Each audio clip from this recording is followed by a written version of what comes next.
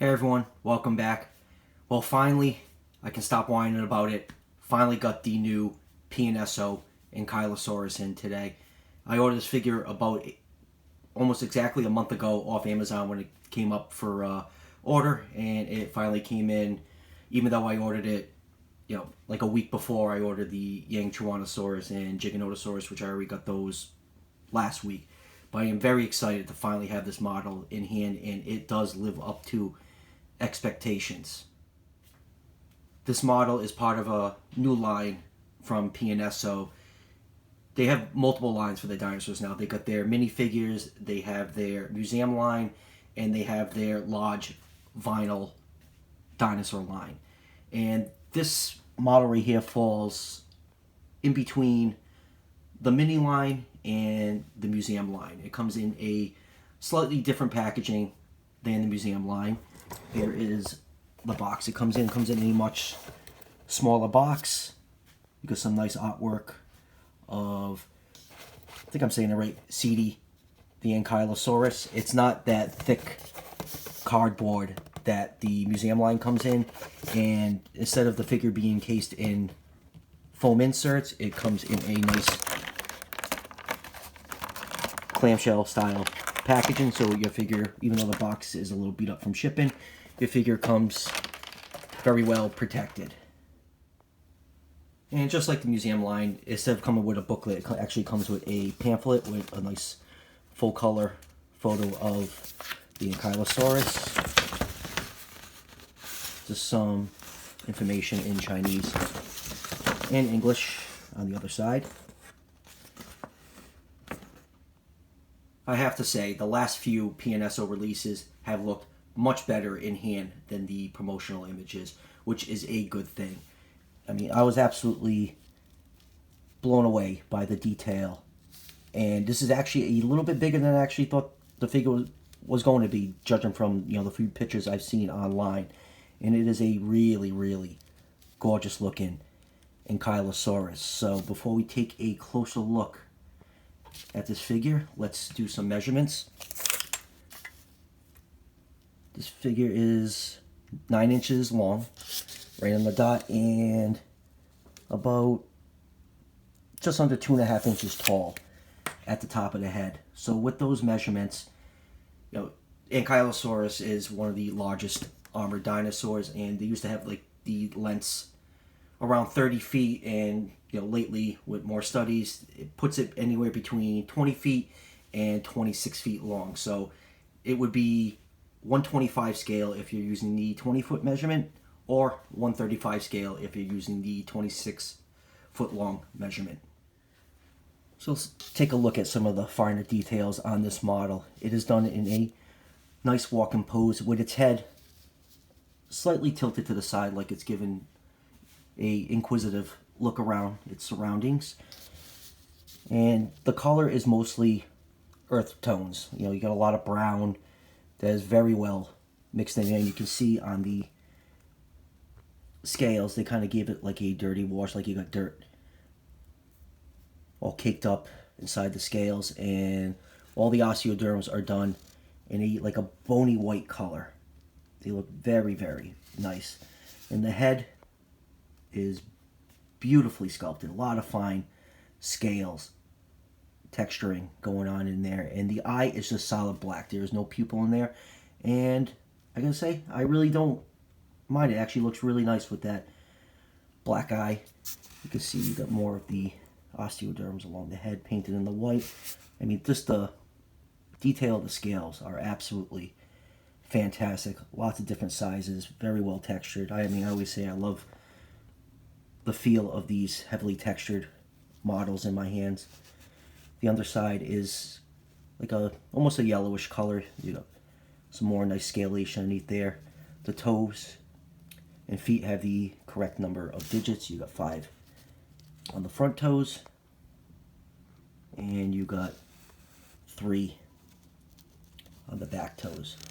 And you can see the club tail is done in that bony white color. Very well detailed tail. This is a fantastic Ankylosaurus. You got your cloaca slit, if you're into those things. very clean bum, especially when compared to Collect A models. And this is just beautifully painted. You got a little bit of like a rusty orange mixed in there in certain spots, a little bit of that yellow coming through. Some more osteoderms along the side. Just a really, really great looking figure. Absolutely love this thing. I just like that dirty, dusty look on the feet. Just makes the animal look more alive. So let's move on to the big question a lot of people are thinking. How accurate is this armor placement? Now I'm going to take out the 2017 Safari LTD Ankylosaurus and just hold these two side by side. And you can see a big difference in the armor placement. Now there was a study that came out at the end of 2017. I think it was like near the end of October 2017. And the PNSO one, armor placement is based on that study. And the Safari one is based on the older study. And now the reason for these different armor placement is, first of all,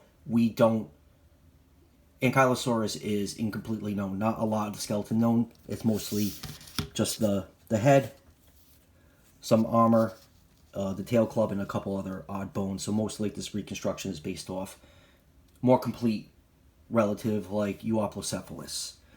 And this Safari Ankylosaurus is a fantastic model. This is sculpted by the ever-talented Doug Watson. But this model was already sculpted and in production before the new study came out. And the difference is, paleontologist Carpenter said these right here, these are the cervical rings. And he thinks that they were too wide to fit over the neck to allow good neck movement. Now the problem with these cervical rings is that they are broken in pieces, they are not complete, and they didn't match up, so there's either parts of it missing or, erosion, decay, all those factors play in. So instead of having two rings over the neck, the hypothesis is, there's one over the neck and the larger one over the shoulder area. And then in 2017, when the new report came out from Auburn and Mullen, they suggested that both those cervical half rings went over the neck, until a more complete skeleton of Ankylosaurus is found, like with the armor in preserving its real life position. All these studies are just studies. They are just hypothesis. It doesn't mean this is exactly what this animal looked like. So who knows, in a few more years from now, there might be another study and the armor placement will be totally different. But we'll never know for sure until a complete specimen is found. So with all that armor talk out of the way, let's move on to comparisons. So we're going to compare it to some other Ankylosaurus figures and other armored dinosaurs and some other PNSOs. So first up is, here it is with the Papo Ankylosaurus. And let's see if I can get this one in shot with it. And here it is with the Rebor Ankylosaurus. And right away you can see the problem that most Ankylosaurus figures have. They are always, almost all the time, sculpted with these spiky osteoderms, which isn't the case. So a lot of these figures are kind of like a weird hybrid between Ankylosaurus and Euoplocephalus. They look like halfway in between those two species. So it's really nice that we got this Ankylosaurus figure, even the Safari one, of what they should look like. And let me just get these two out of the way. And here's just one more weird Ankylosaurus figure. That is the Mattel Jurassic World Ankylosaurus. You can see it still suffers from having spikes for no reason at all. And the reason why Ankylosaurus is almost always portrayed with having spikes is because of its relative Euoplocephalus. This is the Betatarraline Euoplocephalus, which is a fantastic figure, very well detailed. But you can see how this species of dinosaur, which is known for very good remains, has a lot of spiky osteoderms. You can see the huge difference between the armor of these two dinosaurs. And here it is with the old Safari Carnegie collection Ankylosaurus, and why not? Here it is again with the 2017 Ankylosaurus, which is still a fantastic figure. And one cool thing on the Safari is, you know, when this figure was made, Ankylosaurus was thought to have a slimmer body, and you can see like just how wide the hips are on the newer models. And here it is with the Safari LTD Sauropelta, which is a fantastic model.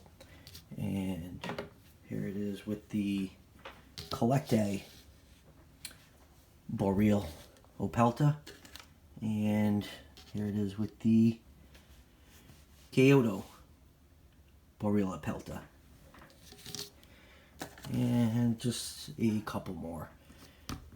Here it is with the Papo Guanji edition Polacanthus in that weird purple. And here it is with the Walking with Dinosaurs Toyway Polacanthus. And here it is with one of the newer PNSO releases. Here it is with the really cool Yangchuanosaurus and Chungkingosaurus diorama. You can see how these two, how this is still a really sizable figure compared to this $65 museum line. And these two right here are definitely among my favorite releases so far this year from PNSO. And here's one more PNSO model. Here it is with their awesome looking Giganotosaurus. And there it is with one of the PNSO mini. That's their Chasmosaurus. So you can see, like, I don't want to say that these are like a smaller scale line that's like in between the museum line and the mini line. This is still a really sizable figure from PNSO, and I absolutely love this thing. So final thoughts on this figure. I think it's absolutely amazing. I'm blown away by the detail and scientific accuracy on this model. If you want the most scientifically accurate Ankylosaurus for your collection, the PNSO is absolutely the best one on the market right now. The Safari figure, the 2017 one, is still a fantastic Ankylosaurus, but like I said, it's two different studies, so neither one doesn't mean one's right and the other one's wrong. They're just hypotheses. So take your pick among the two. Those are the two best mass market Ankylosaurus figures out right now. And this figure, I ordered it off Amazon. It is just about $21, and it is absolutely worth that price. I really like how PNSO has come out with this other line of dinosaurs that are a lot cheaper than the museum line. Usually the museum line stuff starts at $60 and goes up from there. So it's nice to have some figures that aren't absolute murder on my wallet. So $21, this figure is absolutely worth it. I will leave a link in the description to Amazon where you can order this. Since they are coming from China, that randomly some PNSO models are on Prime, so you can get them in 2 days. These are taking at least a few weeks now to come in from them. And I know Everything Dinosaur is getting all the new models in very shortly. So if you are outside the US, they will probably be your best bet to get those. Probably, if you're in the US, you're probably just better off ordering from Amazon, because Everything Dinosaur will charge you shipping. The figure will end up costing you more than the $21 price tag on Amazon.